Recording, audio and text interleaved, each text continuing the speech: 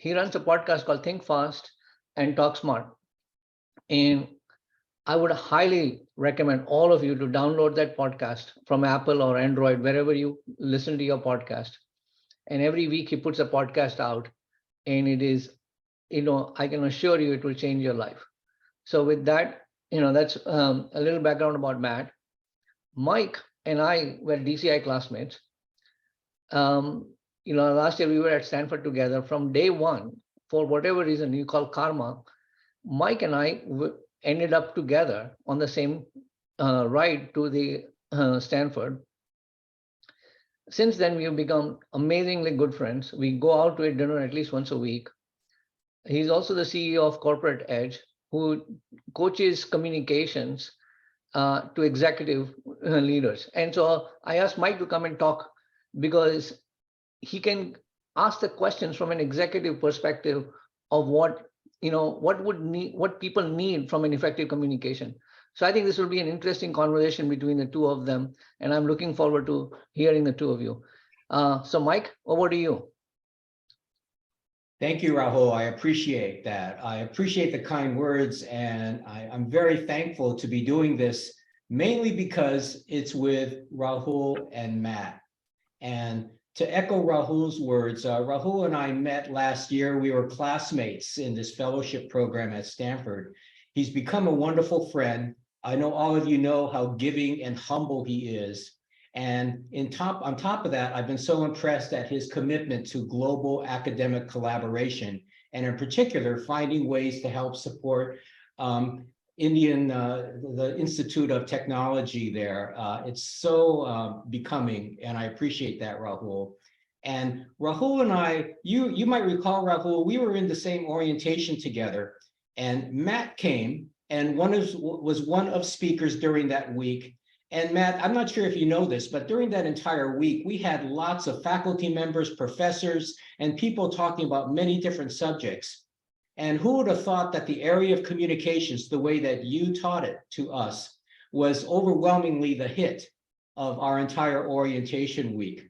So since then, I've taken the class from Matt at the business school, and he and I have collaborated in a number of ways to co-develop and co-deliver some workshops together at Stanford. So I'm delighted to be here along with Matt to help communicate so much of Matt's wisdom.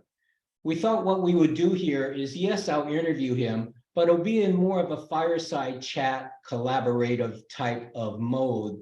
So before I begin with some of the conversation, Matt, I'm sure there might be a few words you'd like to say to the audience. Absolutely. So everybody set your expectations much lower than what we've just heard. I very much appreciate the kind words. Nitin, thank you so much for hosting us. Mike, thank you for the kind words and introduction. I look forward to our continued collaboration and our conversation. And Rahul, thank you so much. I have thoroughly enjoyed getting to know you, to working with you, to seeing your passion, not just for the work you do and the kindness you share, but also for communication.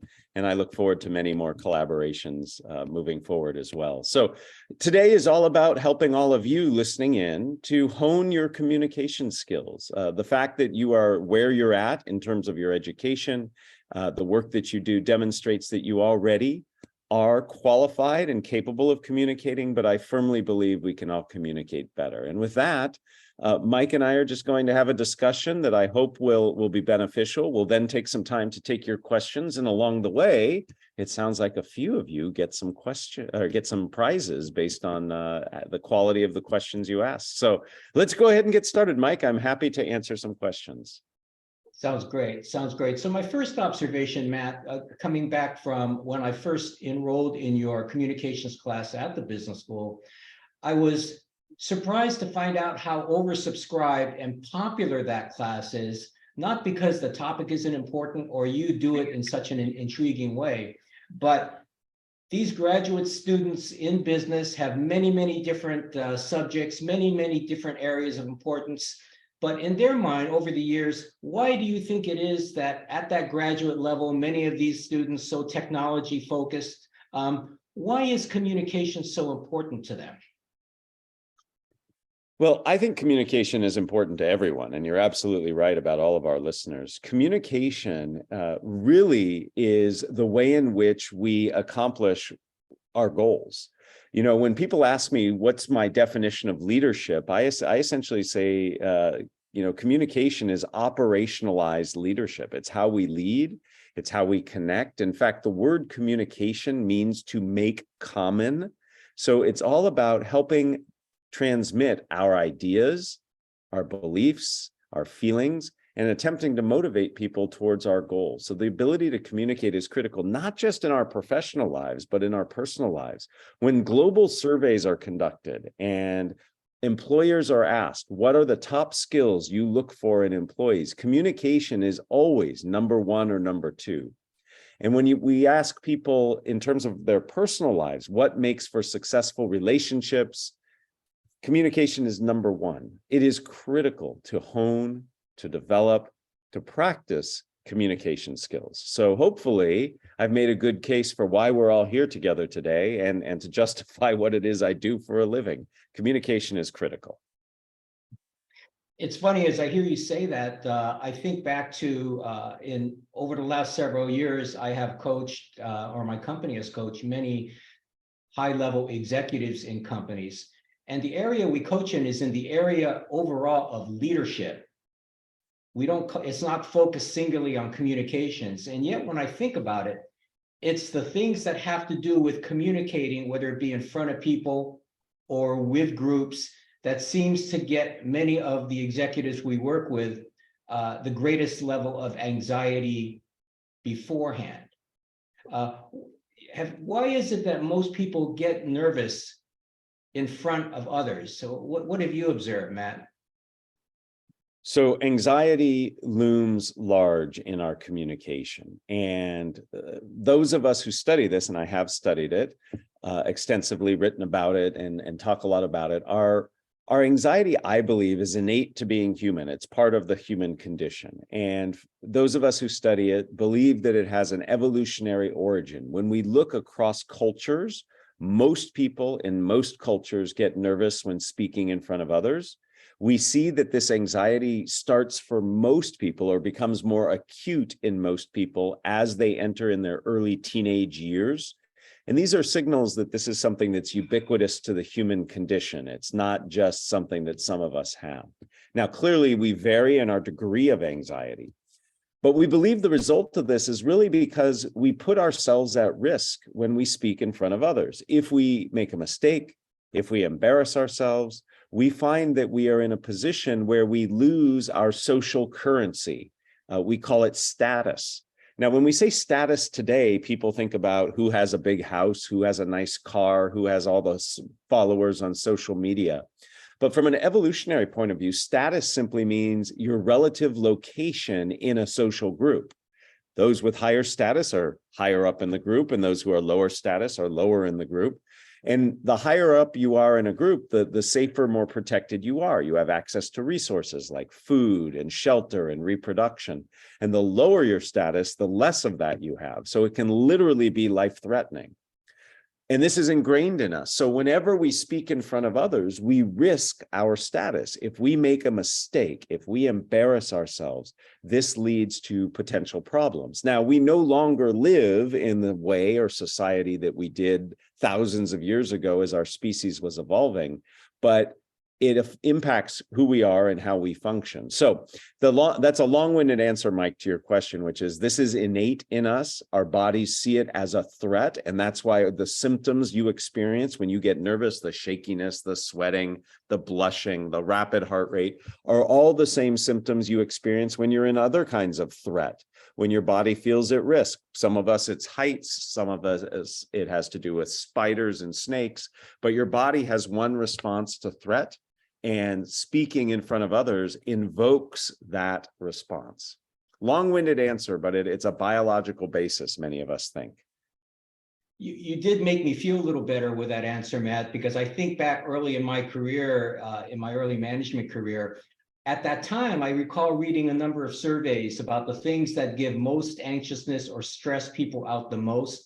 And as I recall, even many years ago, I would see surveys and would say, speaking in front of others was either number one or number two on that list, many times ahead of things like death or sickness. And at the same time, when I thought about it, I thought, well, yeah, knowing the fears that I had in front of groups, that makes sense to me.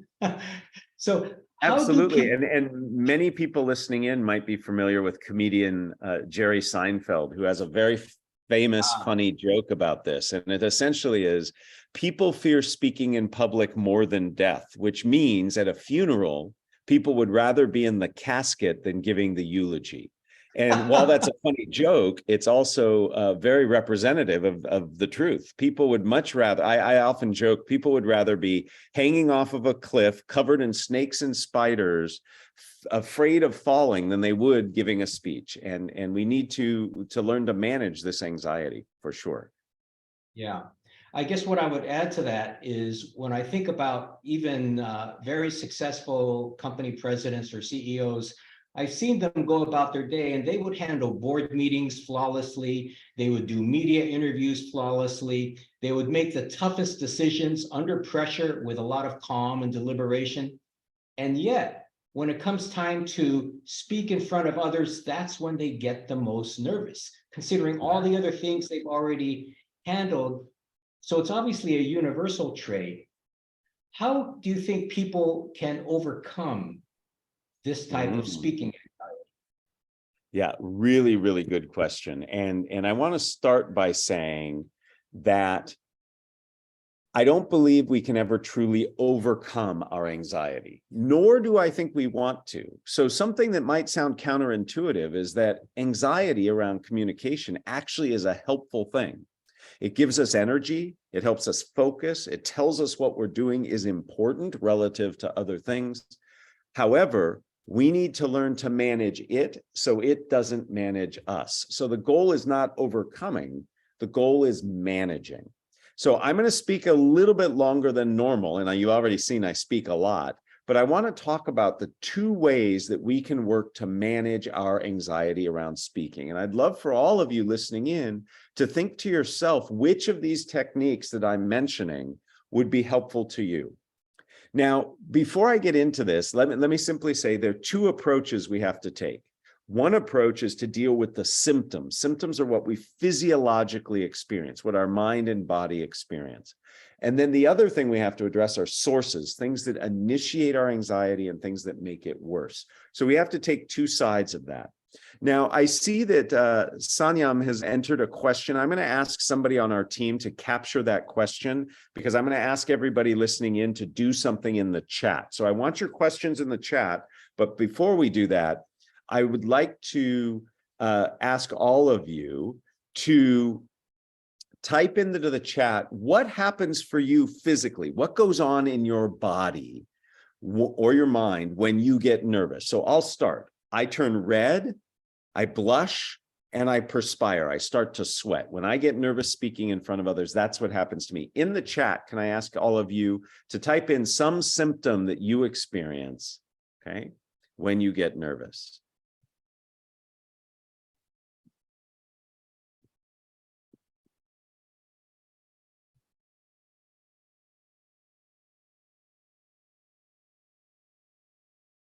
All right, look at all of this. Sweat and shaky voice, stammer and feel cold. Feeling cold is interesting. I'll talk about that. Breath rate goes up. Speak faster. Yes. Heart rate goes up. Legs start shaking. Yeah. Wow. Cold hands again. Interesting. Heart rate increasing.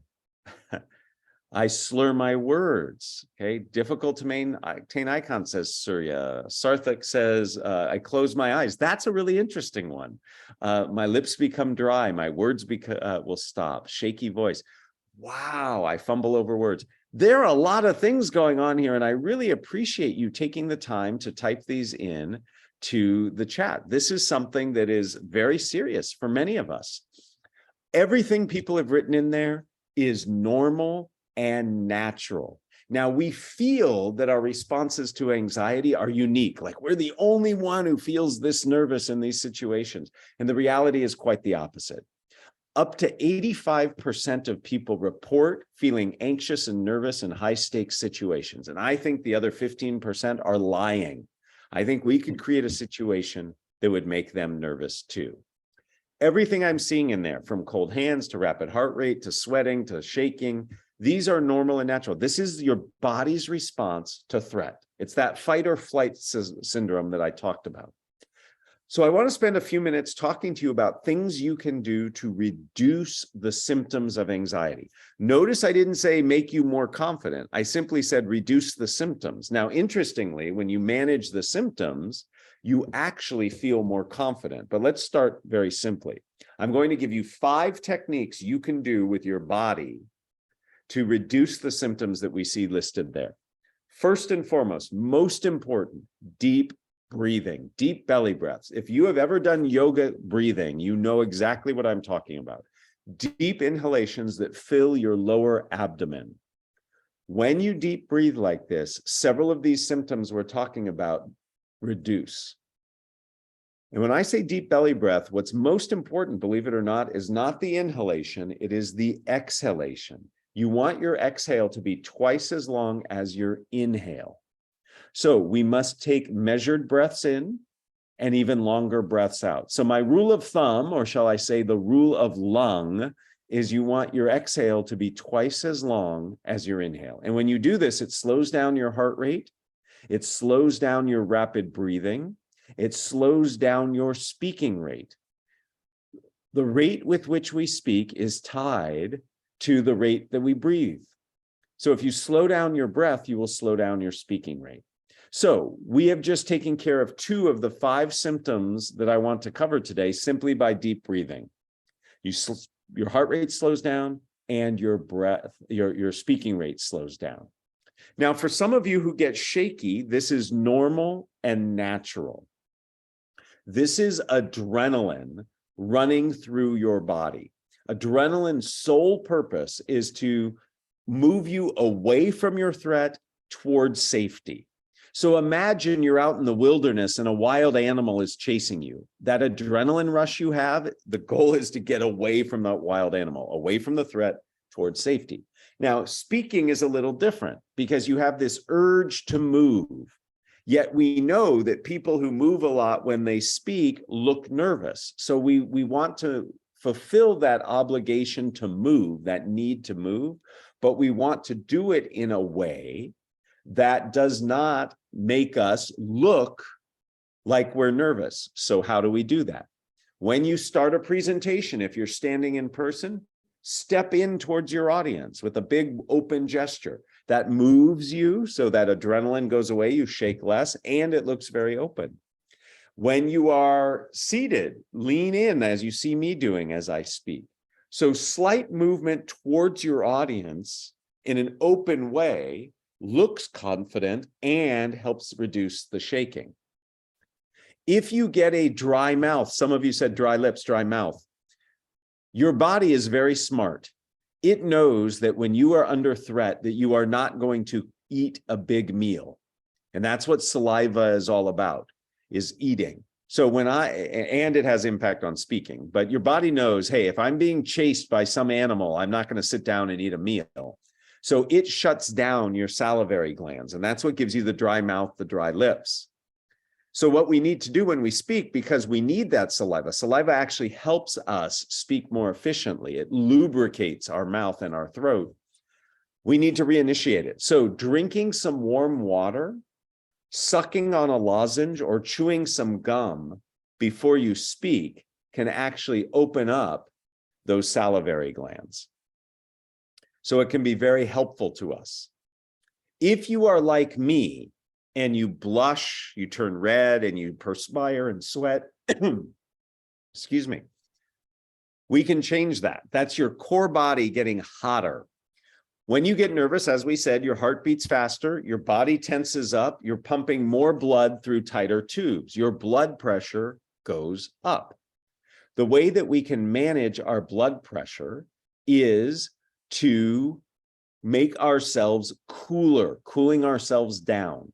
The easiest way to do this is to hold something cold in the palms of your hand. The palms of your hand are like thermoregulators for your body. You know, if you ever have a fever and you put a cold compress on your forehead and it helps cool you down, we can do the same thing by holding something cold in the palms of our hands. So before I speak, in fact, before I spoke today in front of you, I held a cold bottle of water in my hands. So Mike, I'm going to pause now just for a second because I've been speaking for a long time. And I want to see if you have any questions about what I've said, or if you'd like me to talk about the sources of anxiety. So I'll pause for a second and throw it back to you because I've been talking a long time. Well, as I hear you describe the symptoms, some of the and the remedies against that, deep breathing and things like that, I think that many times when we have to speak or communicate in highly pressurized situations, stakes are really high. We might be anticipating some conflict or differences of opinion with the audience. So in those situations, it seems like on one hand, that's when you would perspire more, or physiology, is that the right word? Physiologically, yes. Those would produce many of the kinds of symptoms even more so than you described. So in those highly pressurized situations, how might you advise we guard against that to an even greater extent? So that's a great insight and very true. The more impactful or the more concern we have over the situation, often the worse our anxiety becomes. So this is a nice way to transition into how we approach our anxiety, the mental way we approach it in terms of what makes it worse. And I call these sources of anxiety. So many of us are made worse, and you just described a situation that is perfect for this, where what's making us nervous is our concern about the future consequences of what we're doing. So what's making me nervous is the fact that I am worried about how others will perceive me, or that I will not achieve the goal that I have for myself. So what's causing us to be nervous is the future, our worry about what happens in the future, right? I might not get the grade I want. I might not get the support I want. I might not get the job I want. And those are all future states. So the way to short circuit that concern about the future, the thing that's amping up this anxiety, is to become very present oriented, be in the moment. Because by definition, if I'm present, I'm not in the future. So there are lots of ways to become present oriented. For example, you can do something physical, do some exercise. You know, actors and athletes, before they perform, they get nervous. And so what do? They do something physically to get them in the present moment. It's hard to worry about the future if you're doing a bunch of push-ups. Another way to get present oriented is to listen to songs or playlists. You see athletes do this all the time. Before they do their sport, they listen to music to help them focus. Another way to do this is to busy your mind with something that keeps it focused away from thinking about the future. For example, start at 100 and count backwards by some challenging number, like 17s or 13s. The act of doing that keeps you present because you're doing that math. Or you could take some word and then try in that word to find other words from it. So you could take a word like technology and try to find other words made up of the letters that spell technology, like the word the, or the word leg is in technology. So by causing myself to think that way, I'm very present oriented. So the way we deal with sources, and one of many sources, is the fact that we are worried about the consequences of what we're doing. And Mike, that's exactly why in those very high stakes, high charge situations, things get worse. All right. So let's see if there are other questions that you have, Mike, maybe one or two more from you. And then I'm seeing lots of questions come in from our audience. I think people are curious and perhaps wanting to get one of those prizes. So maybe one or two more from you, and then let's go out to the audience. Well, as a way of reaffirming what you're saying, you're reminding me, Matt, of when I was in your class. You suggested we all develop our own, I think the term was anxiety management plans, ways for us to customize things that can help against both the symptoms and sources you described. And I still remember the one I came up for myself. It was an acronym. Oh yeah, what was it? Let me know. Mine was called, I thought of the PACE formula, P-A-C-E. And for me, what was most relevant was the P stood for passion.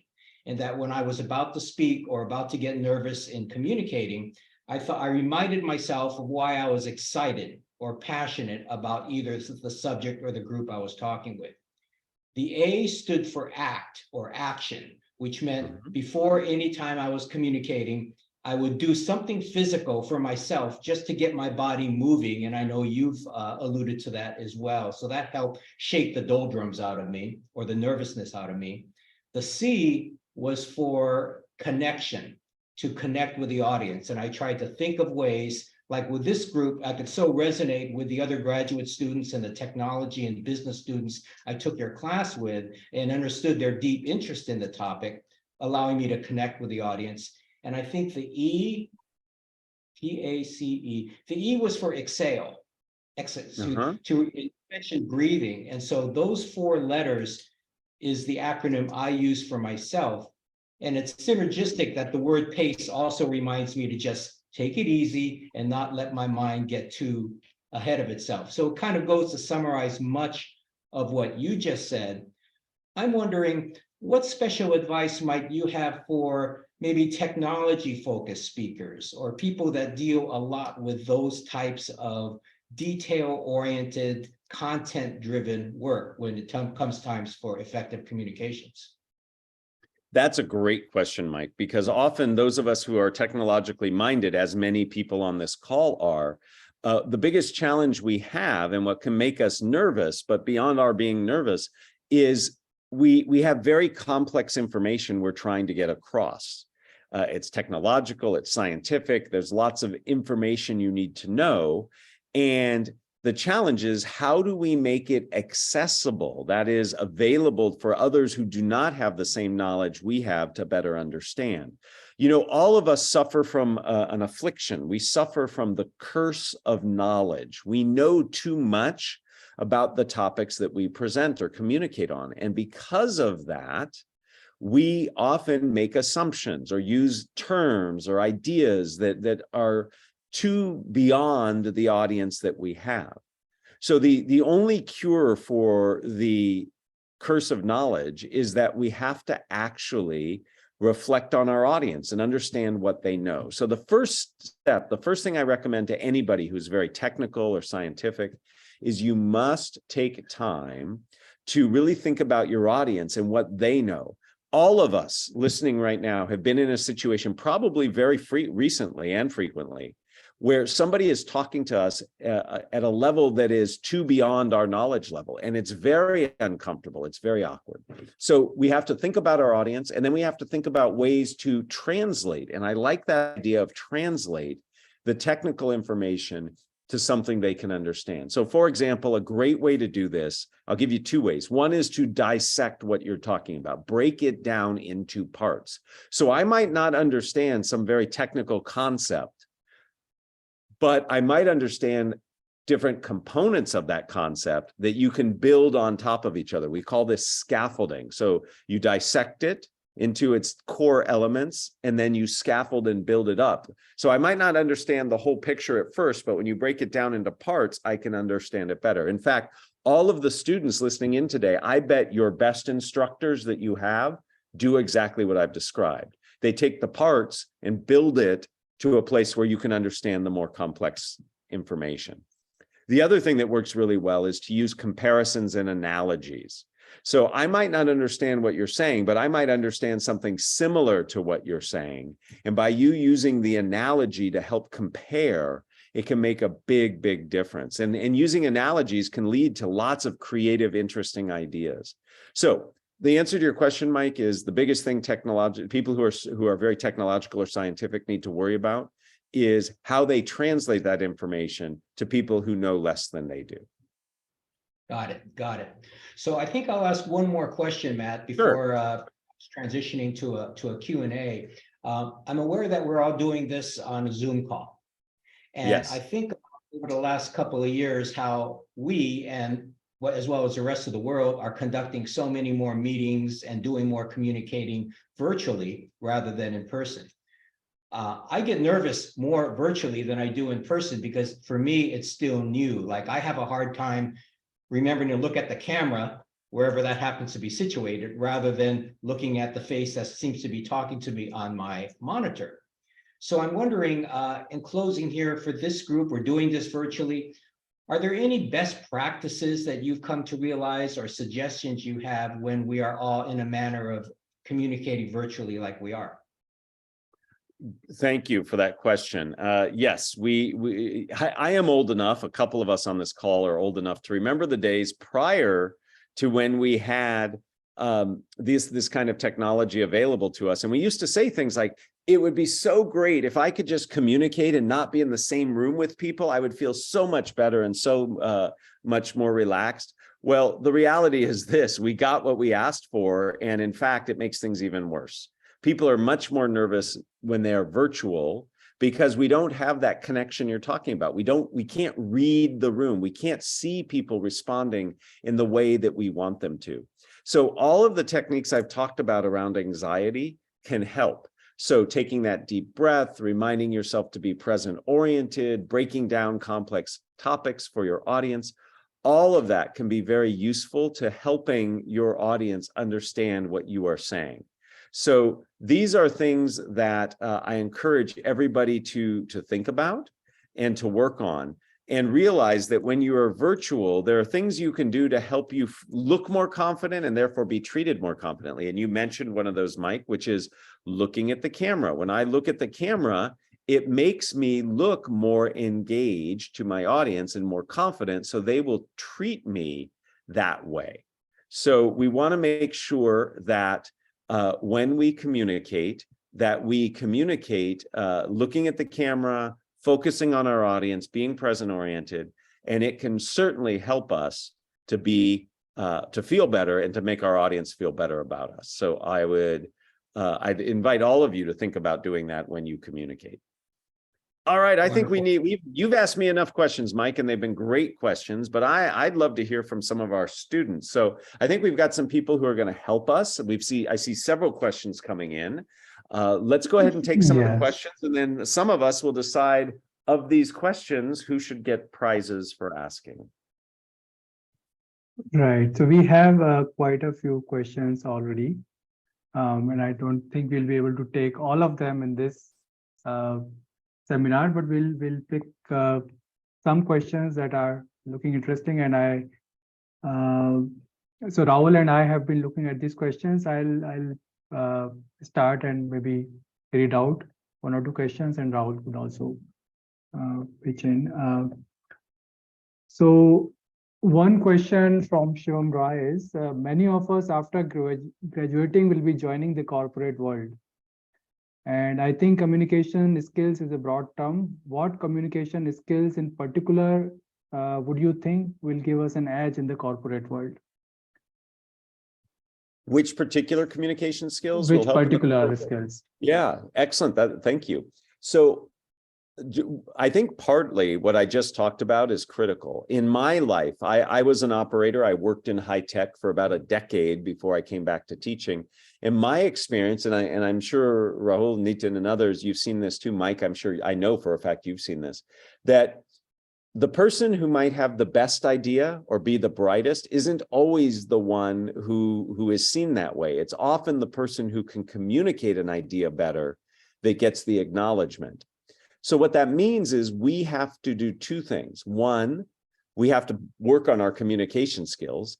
But two, the idea that I talked just recently about of taking our ideas and translating them so others can understand is critical. You know, some of the brightest people I've ever worked with were not very good at explaining or communicating their ideas so that others could support them, give them input. So I think one of the best skills, the two best skills I recommend is, one is empathy, really being able to listen. If you can listen, then you can better understand what's needed. So the first thing I suggest is building listening skills. And the second is these translation skills, where you can take your ideas, your complex thoughts, and put them into things that people can understand. So Those would be the two skills I think people should definitely be honing for your upcoming time speaking. Thank you, Matt. Yes. So the next question is from Sayam. He has asked multiple questions, but I'll pick one of these which I found may be relevant for many students here. So he says, especially while in a debate or something which may be in English language, we have to think, speak fast and clear at the same time. The thing that happens is that I have ideas or points in my mind in native language, but I'm not able to convert that to a presentable point fast and I lose the way. So this point hit me and let me think on my communication skills, how to improve it. So people who are not from, whose first language is not English, they have an extra impediment. If you have any tips on what could be done about this. Yes. So speaking in a language that's not your own is hard. I certainly can't do that. I can barely speak in English, and that's my native language. So I am always in awe and respect of anybody who can do this. A couple things I'll share with you. So as Rahul was kind enough to mention in my introduction, I host a podcast for Stanford's Business School. I encourage all of you to listen in. I'll talk more about that before we're done. I interviewed somebody who works with people who find themselves having to speak in a language that is not their native language. And he said something that I think is really powerful that I'd like to share with all of you. He said the goal is not to sound like a native speaker. So in this case, not to sound like a native English speaker, but rather the goal is to get your information across. And when you make that switch from trying to sound like a native speaker to just getting your point across, it takes some pressure off of you. Because if you're just trying to get your point across, there are lots of ways to do that. You can tell stories, you can give examples, you can ask questions. So you become more of a problem solver, the problem being, how do I get this information across, versus somebody who's trying to be a performer speaking in a way that's not your native way. So it takes pressure off of us, which makes it easier for us to communicate. So that's number one. Do not try to be a native speaker. Try to just get your point across, number one.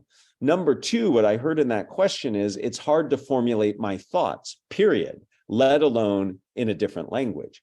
And Rahul and Mike and anybody who's ever listened to me know that I am a huge fan of using structure in our communication. Structure is like a recipe. Recipe can be, the recipe helps you to determine what it is you need to say when you need to say it. Think about this. If you need to cook a meal, the most efficient way to cook a meal is to follow a recipe.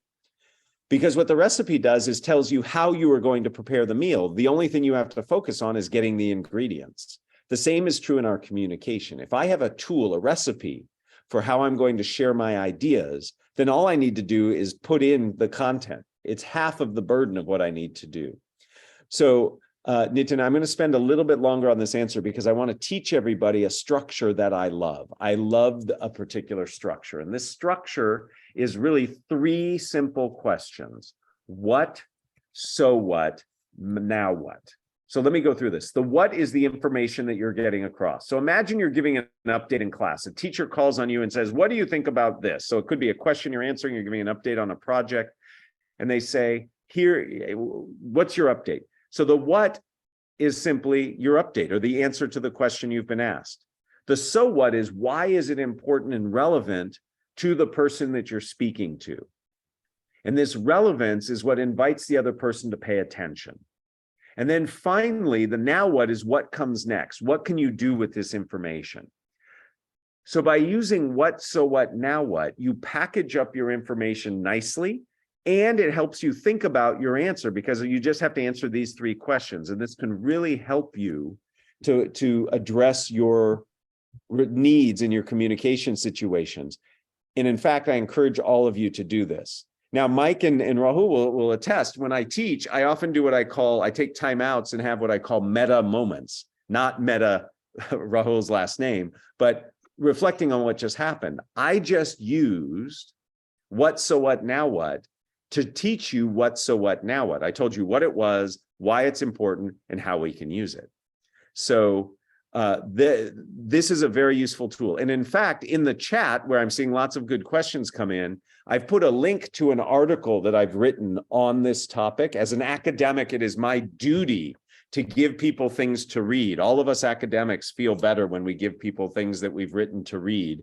So in the future, you can read this article and it will help you, I hope, use that structure. So long-winded answer. First, if you're a non-native speaker, the goal is not to sound like a native speaker. It's just to get your information across. Second, use a structure. I like the what, so what, now what structure. All right, Nitin, we can take more questions. Thanks, Matt. That's a very useful skill. Next question is from Devdar Patil. Acknowledging the potential of body language in communication, how can its aspects like gestures, posture, hand movements, and voice tonality be used effectively to convey our message in communication? The role of body language. Yeah, thank you for that question. And that is a very important question. What we focused a lot on today is talking about what it is we say. How you say it is also very important. So it is really important to take the time to think about how we say what we say, because it can really impact how people see us. So I'd like to give you a couple bits of advice on what you can do to better leverage your nonverbal communication, your body language. First, you want, when you communicate, to be big, balanced, and still. Big, balanced, and still. In fact, you know what I'm going to do? I would like all of you who can turn on your cameras. Let's make this participative. So it's not just me talking. Let's all if you can turn on your camera, do so. Thank you. It's good to see all of you. Look at those faces. That's great. Let's practice our nonverbal behavior. Okay. First thing, big, balanced, and still. I want everybody to take your shoulder blades. Those are those bones in your back that when you type too much get achy, and a good massage feels better. Pull those shoulder blades down. Notice what happened. I just pulled my shoulder blades down. Everybody do this. Let me take a look at you all doing this. Rachita, do this. Shivam, do this. Praveen, let me see you do this. Just pull those shoulder blades down. Excellent. So that's making yourself bigger. Many of us, when we sit or we stand, we hunch, we make ourselves small. So pull those shoulder blades back, make yourself big. That's number one. Keep your head straight. A lot of us tilt our heads when we speak. Keep your head straight. Now, I'm not saying be stiff, but just keep your head straight and be still. If you're sitting in a chair that rocks or sways, you want to avoid that. So big, balanced, and still. Those will make you look confident. Now, the second thing is, when we're virtual, as we all are, fill half your screen. Some of you are sitting so far away that I can't really see your face. We like to look at people's faces. So fill half the screen. I want everybody to take 4 fingers like this. Do you see how I'm holding 4 fingers up? Put them on top of your head. You should only have 4 fingers worth of space between you and the top of your box. If you're doing this, you're way too far away. So move closer or pull the camera closer. Okay. The second thing we have to think about is lighting. Are you well lit? I want you all to look at Mike, who was interviewing me, or Sandeep or Nitin. You can see them. Their lighting is good. Some of you look like you are in the witness protection program, sitting in the dark. I'm not going to mention any names, Praveen, Sanyam, Abin. Look at you can't see you. All right. So part of our presence is being visible for people to see us. The last thing I'll say that's really, really important for nonverbal presence, and thank you all for participating in that, is you want to make sure that you look at the camera when you speak. I don't know if you've noticed, but as Mike and I were speaking to you, we looked at the camera, so it looks like we're looking at you. When you're virtual, it's really important to have good eye contact. When you're physically present with people, being big, balanced, and still, and having good eye contact are really important. In the chat, again, fulfilling my academic obligation, I have just put in there a link to a website that I curate. I curate a website, and on that particular page, it gives you lots of information about speaking anxiety, and part of that is nonverbal presence. What do you do with your body and your voice? All right, Nitin, can we take like maybe 1 or 2 more questions? I'll try to be faster in my answers. Yes, we have some time. So next question is from Promit Ganguly. One of the signs of anxiety that I face while public speaking is not dearth of words, but have excess of it. I tend to elaborate more than I should and most often lose my audience in the process. Is there any exercise or tip to keep myself in check so I can keep my sentences crisp to better translate it to my audience? Yes, structure. Structure helps you focus. If when you are about to speak, you think, what do I want to say? Why is it important to my audience? And what do I want them to do next? That's what, so what, now what, for example, that helps you focus. Thinking to yourself before you speak, the bottom line is, what's the key point I want to make? Right before I speak, I think, what's the key point I want to make? I then take that information, put it into a structure, and then I'm successful. So structure is the way to become more concise and clear. Absolutely think about structure and how it will help you.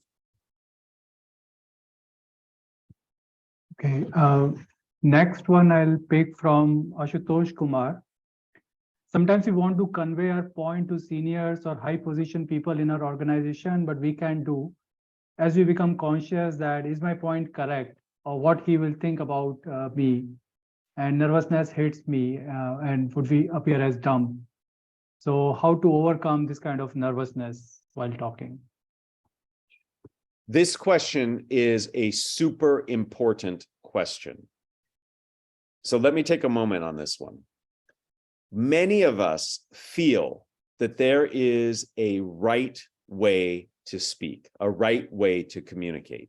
And we put a lot of pressure on ourselves to do it right. And we are afraid that people will see us not as doing it right or judge us as being stupid or unprepared. I am here to tell you, as somebody who's been doing this work for over 25 years, there is no right way to speak. There's no right way to communicate. There are certainly wrong ways, but it's not about what's right. It's about what's better and what's worse. When we put pressure on ourselves to do it right, we make it harder to do it at all. Let me give you, this is based on an academic theory called cognitive load theory. Let me explain this to you. You can think of your brain as being like a computer. This is not a very good analogy, but it gets us to help understand this. Your brain is like a computer. You only have so much processing power.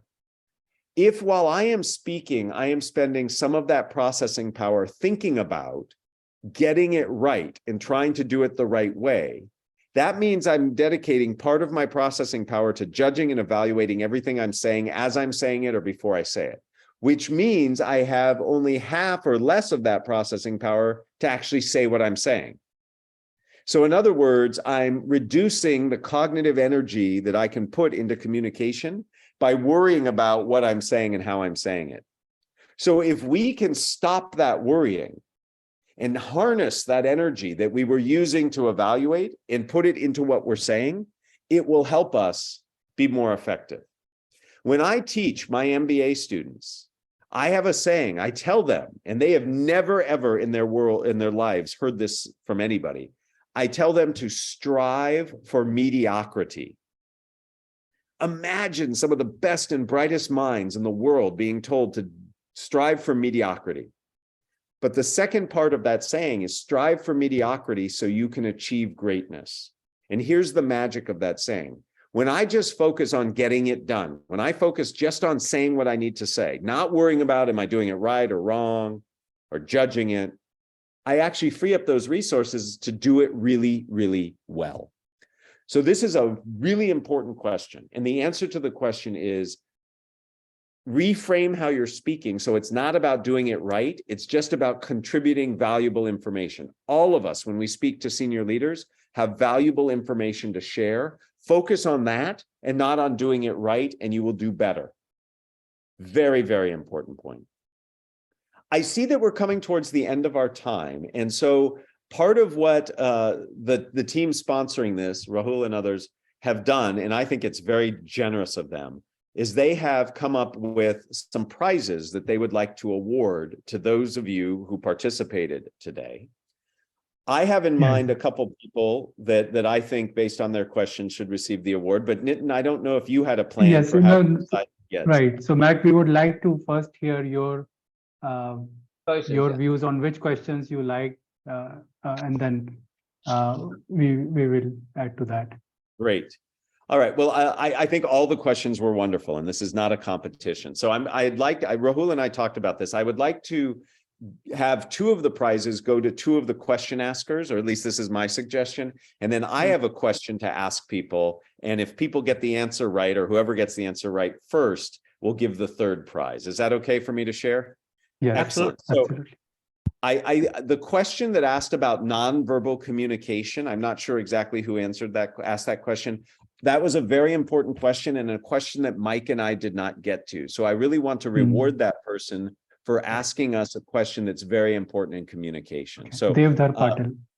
okay, I think that one's very important. And then the question I just answered about striving to be right or being afraid of being wrong is so fundamental to what gets in the way of us being successful that I really appreciate the student who brought that question up, because it allowed me to share something that I think is so important. So that would be my other nomination.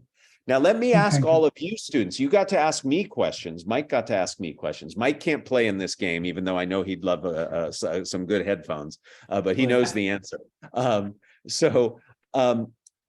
It was shared with all of you that I host a podcast called Think Fast, Talk Smart. I'm putting it into the chat here. And I know that you were invited to listen to this before I came. So if you listened to the podcast, you know that I end every podcast in exactly the same way. I've done over 75 of them, and they all end in the same way, with me doing something. Type in the chat, what is it that I do at the end of every single one of my podcasts? And if you get it right, the first person to get it right will get the third prize. So while people are typing that in, I will simply express my gratitude to Nitin for hosting us, to Mike for asking great questions, my friend Mike and co-teacher, thank you, and to Rahul for supporting not only the work I do, but for supporting work across the world, and especially in India, around learning and enhancing skills. It is very critical. I'm not seeing anybody get that answer. Maybe nobody listened. Maybe we just have a prize that Mike gets, I guess. And I encourage all of you to continue to develop your communication skills. I invite you to do three things as a result of this talk. One, listen to the podcast, Think Fast, Talk Smart. You can find it anywhere you listen to your podcasts, anywhere. And it's all about communication skills. Two, if you are on LinkedIn, link in with me. I very much and would love to connect with you, and I do.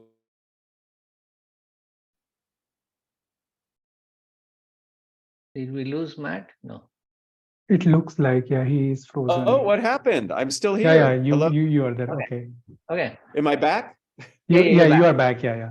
Oh, I don't know what happened. Second, just for the last few Okay, seconds. so first, listen to the podcast. Second, link in with me if you're on LinkedIn. I do a lot of stuff on LinkedIn. And third, please continue to develop your communication skills.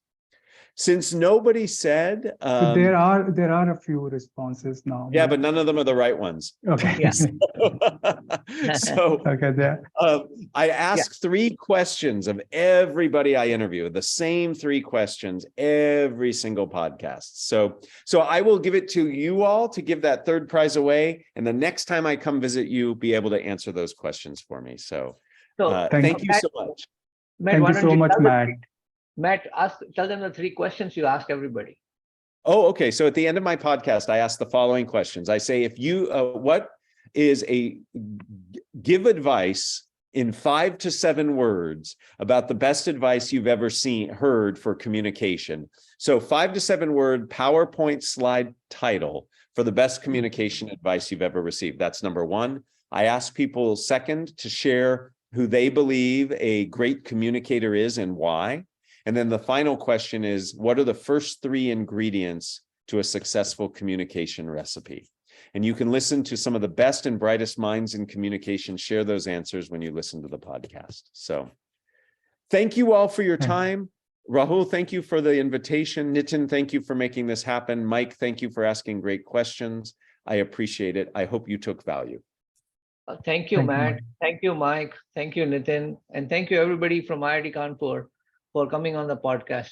I hope you found it very useful. And I'm going to try and bring Matt one of these days to IIT Kanpur in person so we can fill up the auditorium, sorry. Yeah. Goodbye. Yeah. Goodbye. Thank- Have a good one. Thanks, you. Rahul. Thanks, Mike. So I will reach out to those of you who have been selected for the prizes by email. Sure. Okay. Thanks, Nitin. All right. Okay, See with you. that, we can close the session. Bye, everyone.